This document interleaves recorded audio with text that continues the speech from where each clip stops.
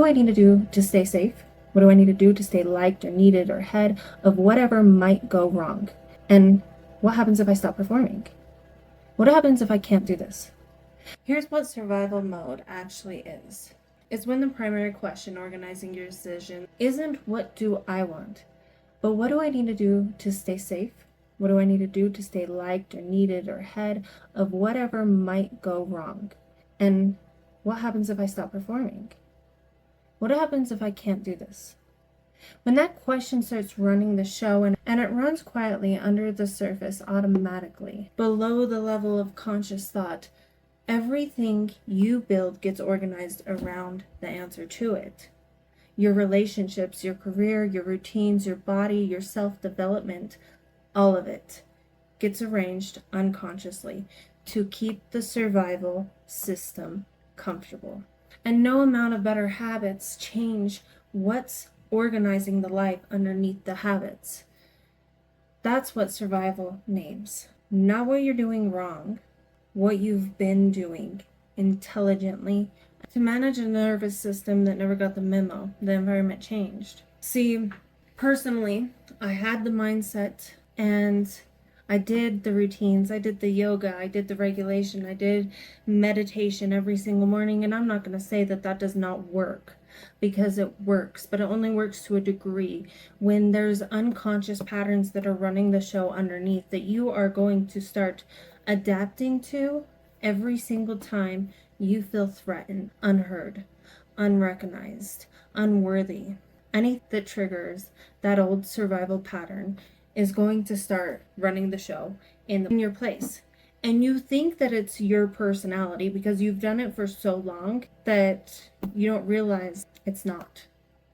It's just the way I am. I numb out after I get home. I like to scroll for an hour before I go to sleep. Mine, personally, was I like to help people. When they need something, I like to help fix and solve their problems. But what that gave me is the sense of validation that I was worthy of receiving love. And you're worthy of receiving love either way. And yes, be a good person. But if you're going to start neglecting what you need to make another person feel better, that's when you need to draw the line. And without knowing that you're doing that, you start running a survival pattern. And then that survival pattern starts running you and your goals, or running your day, ruining your day. Now, I want to walk you through 7 phases of survival mode. You don't go through these in order. You live in some of them more than others. Most people recognize themselves in at least 3 or 4 immediately. That recognition is the point. You can't change what you haven't named. You can't name something you've been calling your personality. This is survive. S. Scan for the threat before anything else. You walk into a room and you clock the energy before you clock the people. You read the faces on a call for a sign of disapproval before you've said your first word. You know who's upset before they've said anything. That's not intuition. That's a nervous system that learned that reading the room was the price of staying safe in it. You've been doing it for so long, you don't notice you're doing it. You'll catch yourself scanning a text message for the tone before you read the words. You, urgency over truth. Everything feels like it needs to happen right now. The email, the conflict, the thing that's unresolved. It all carries the same weight, maximum, all the time. And when everything is urgent, nothing gets to be a choice. You just move from one emergency to the next and call it being on top of things. The cost is that you never get to ask the one question that actually matters. Is this true? Or does it feel true? Because my nervous system is in threat mode. Now, I see this a lot when people are doing something and their phone dings and they immediately, or they're even sending a text message and then you get distracted by an Instagram notification. And then you switch to notification. What you're doing there is training your brain to constantly react. You're not responding. You're not finishing what you need to do before you start the next thing. It's the next and the next and the next. And there's only so much dopamine that you get throughout the day. What are you spending it on? We got the scrolling mindlessly. Next trigger, next trigger, next trigger. Reward, reward, reward. Checking your notifications. Text message after text message. And then you wonder why you're so drained at the end of the day. Because the constant switch in the dopamine to the next thing urgently. Responding, however, is okay, I'm going to finish what I'm doing here and then I'll get to my text messages. You knock those out. Finish what you're doing there and then you get to your emails. Knock those out. Put your phone on do not disturb if you need to. Don't be scrolling, wasting that dopamine, spending it on things that are not urgent or treating it like it's urgent. If you feel the need to jump to something, that's when you need to step away, breathe, and this is not a threat. This is not urgent. I get to choose to respond. I don't need to react to this. R, roles over wants. You know exactly what you should do in almost any situation. Ask you what you want and watch how long the silence gets. Somewhere along the way, wanting got filled under risky, under selfish, under unnecessary, and you stop checking in with that part of yourself altogether. You will defer to other people's preferences, not because you're weak, but because somewhere you learned that your wants either were too much or beside the point. V, vigilance mistaken for control. Staying alert feels like managing the situation. It isn't. It's the closest thing to control available, so you hold on to it like it's the real thing. This is why just relax has never worked once as advice. Relaxing to a vigilant nervous system doesn't feel like peace.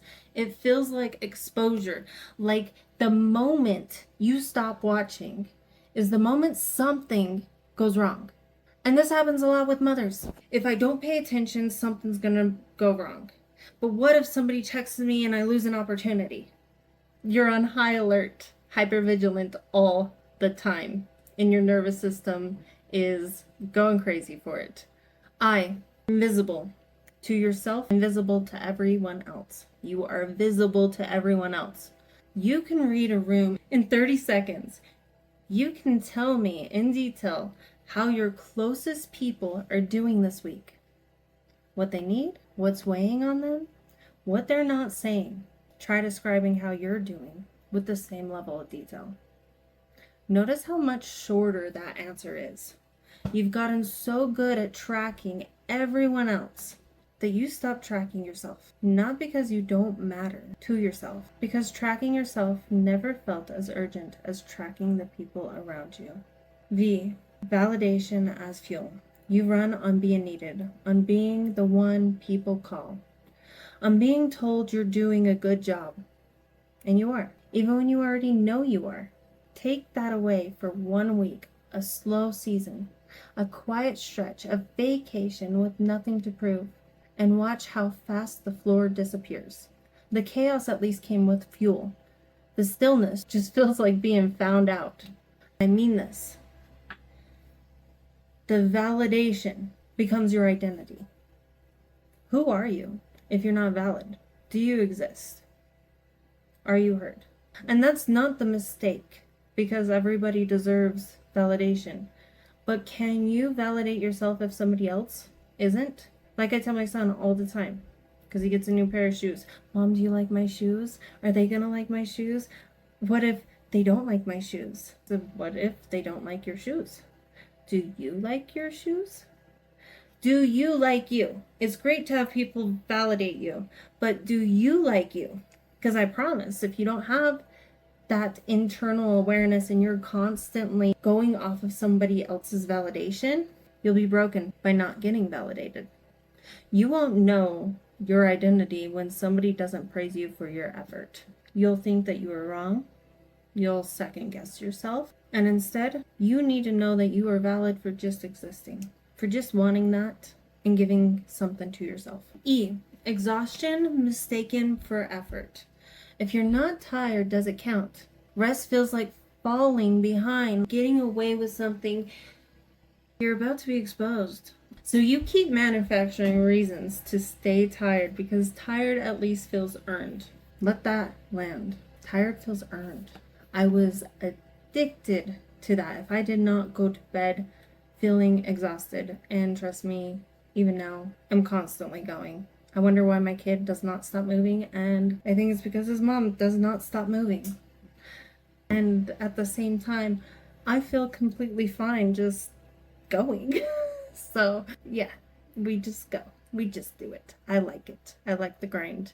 And I find it a blessing, but it's something that I have found flow in. I can relax and read and do those things, but I'm always doing something. I'm not just numbing out. I'm not just being mindless about things, doomsday scrolling, whatever. Now, if you read all of these again, or go over them all again, none of them are character flaws. Not one of them is evidence of weakness. Every single one is a smart, adaptive response to an environment that once required it. The problem isn't that you built it. The problem is that nobody ever taught you how to put it down. Once the environment changed, and the environment changed, the threat that built these patterns is probably not the one you're living inside right now. Your system hasn't got that memo yet. Now here's the bridge. Why insight is not enough. Here's the question I hear most often when I teach this. If this is so common, if so many people are living inside this pattern, why didn't I see it sooner? Because the pattern isn't something you can observe. It's the lens you're observing with. You can't spot the water you're swimming in by looking at the water harder. You need an outside reflection, or a long enough pause, or someone who has been inside it and can show you the shape of the thing that you've been calling just how you are. This is also why insight alone doesn't change much. You can watch a video like this one, nod along, recognize every line, and walk away tomorrow and do the exact same thing. Because recognizing the pattern in your head and having the capacity to respond differently when it activates your body are two completely different skills. One lives in your mind, and the other gets built in your nervous system over time through repetition. The same way the pattern itself got built. That gap between knowing and being able to live differently is where most people stay stuck. Sometimes for years, cycling through more books and more podcasts, more therapy, getting better language for the pattern without ever building the actual room to respond to it differently. And let's face it, in the hustle and grind culture, sometimes you're so addicted to grinding and hustling, you don't even have the room to try to see any differently, to respond any differently. Now that room is what Reclaim builds. And here's the difference between the two frameworks I want you to hold on to. Survive is the portrait.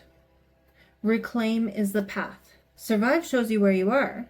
Every letter is a different face of the same condition. You don't move through it in order to recognize yourself in it. Reclaim moves in sequence. Each step earns the next. You cannot get through the end without going through the middle. This is not a list. This is a build. If survive is the mirror, reclaim is what you do once you can see yourself in it. Not an escape from the pattern. A different response to it. Built slowly, deliberately, one rep at a time, until it becomes the new automatic. Recognize the pattern, not just the feeling. The feeling is smoke. The pattern is the fire. If you only ever manage the feeling, calm down, breathe, get through it, you put out smoke for the rest of your life and never find the source, slowly building resentment in the wrong direction. Recognition means catching the shape of what's happening while it's happening, not in the journal entry 3 days later. E. Exit the loop before it finishes its sentence. You don't have to wait for the spiral to complete before you do something differently. Most people believe the only way out is through. Ride it to the end. White knuckle it. Wait for it to pass. You can leave mid-sentence. You can catch it at word 3 instead of word 30. The earlier you catch it, the less it costs you. And this gets easier every time you do it.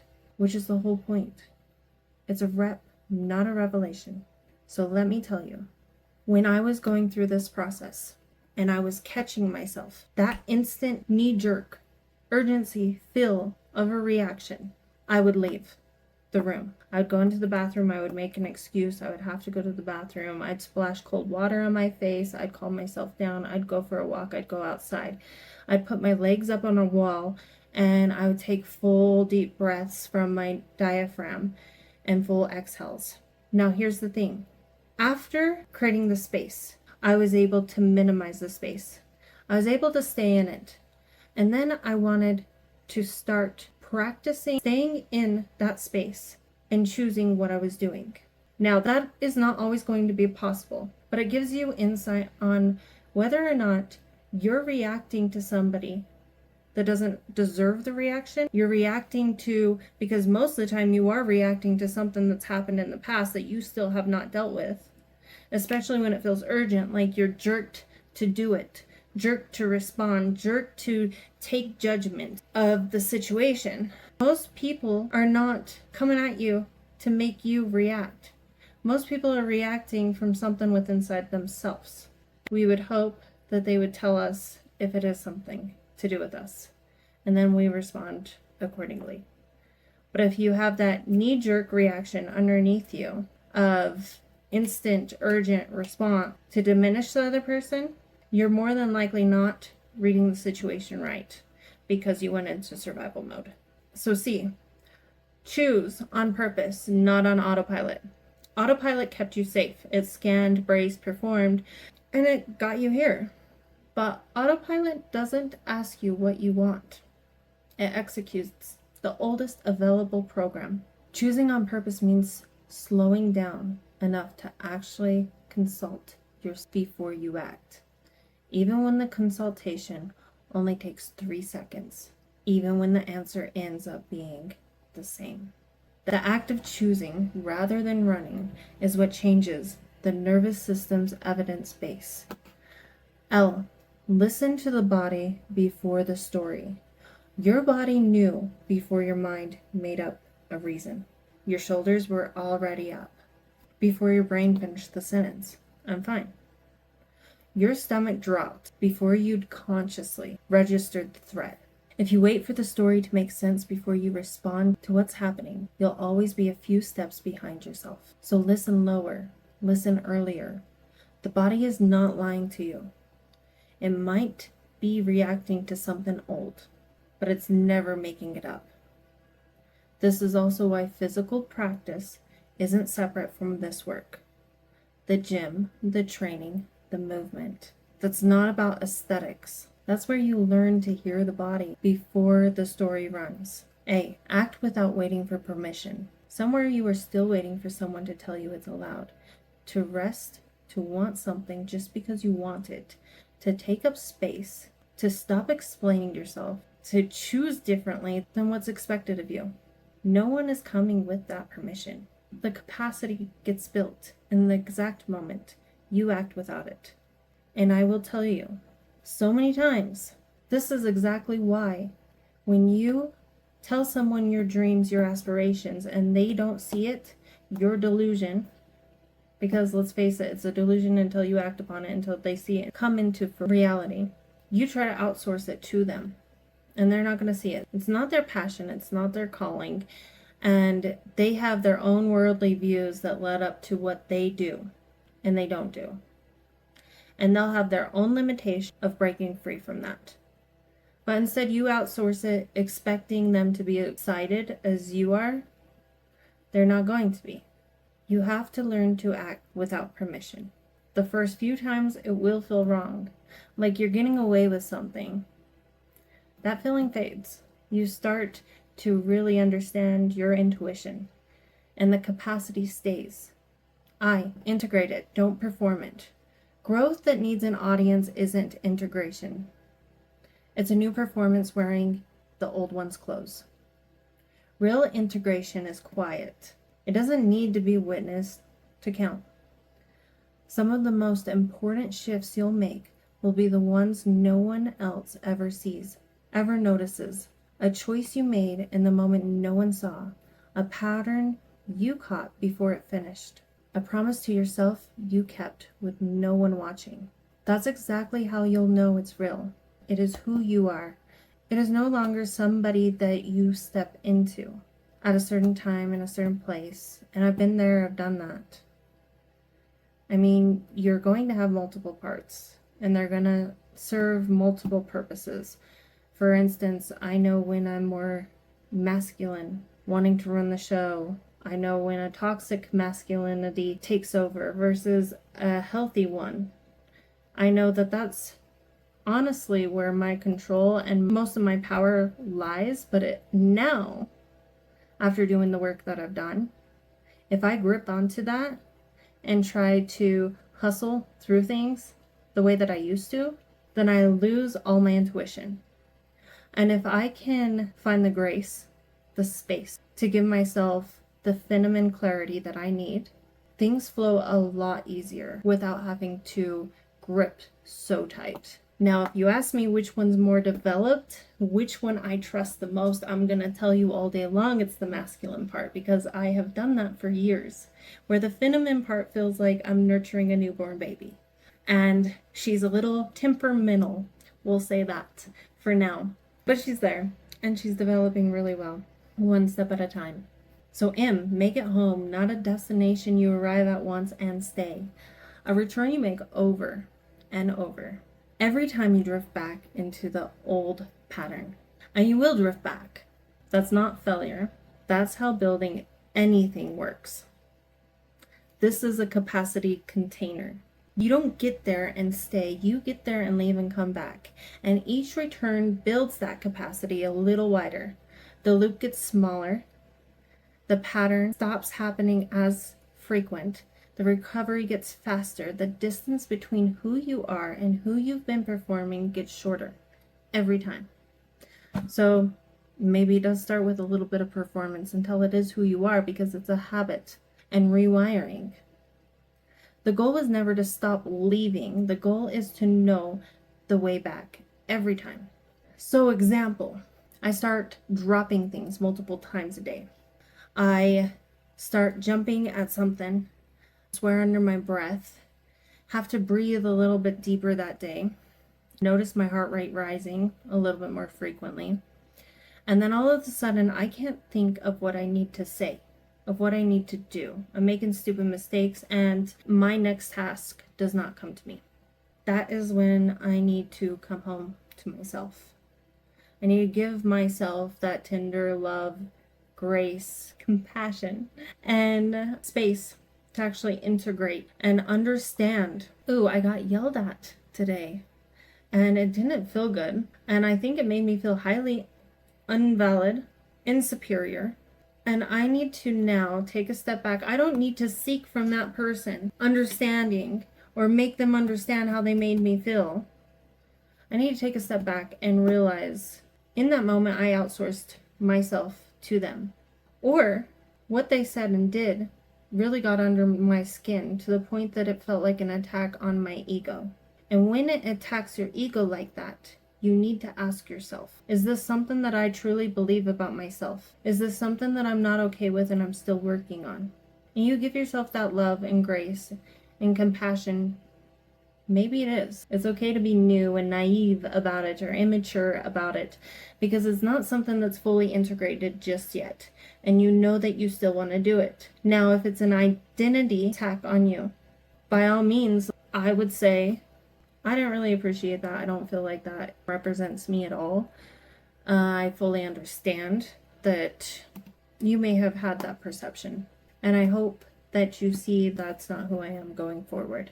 It's a lot better than what I've said it in the past. Now, I want to tell you something that I think is the most underrated part of everything I've described.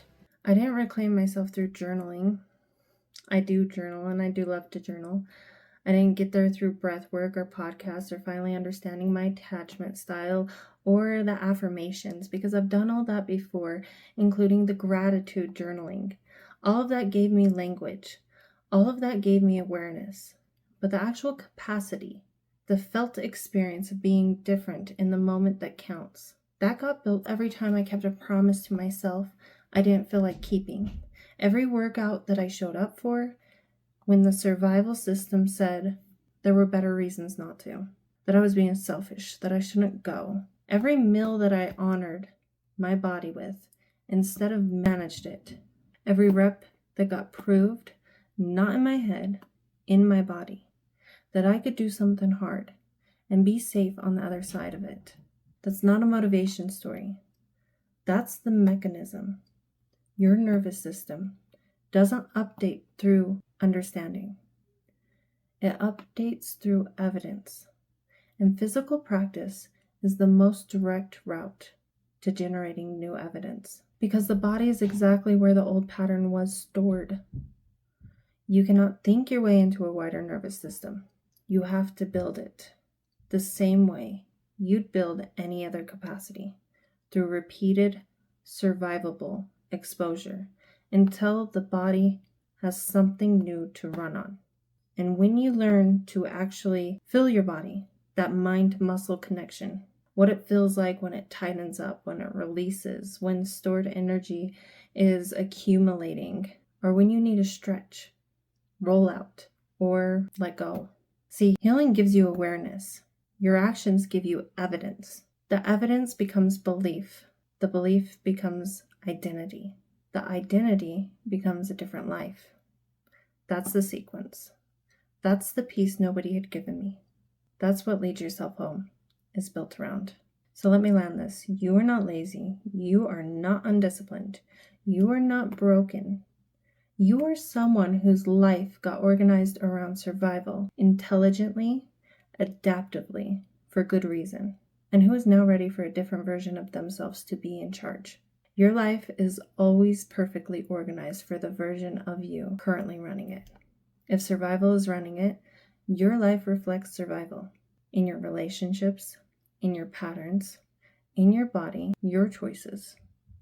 Not because something is wrong with you, because your nervous system is doing exactly what it is built to do.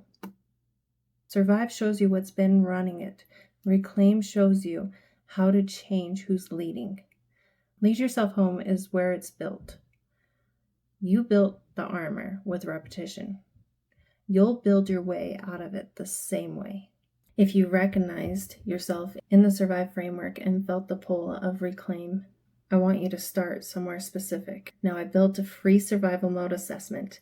It walks you through the 5 areas where survival mode commonly runs your life. Without jargon, without a framework dump, just a clear, honest mirror showing you exactly where the pattern is operating and what it's costing you.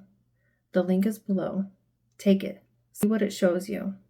And if you're ready to go further, if you're done adding more to a survival organized life and ready to build the capacity to live a different one, that's what Lead Yourself Home is. Not more information, the structure that actually builds what nothing else has built. Link in the description. I'll see you there.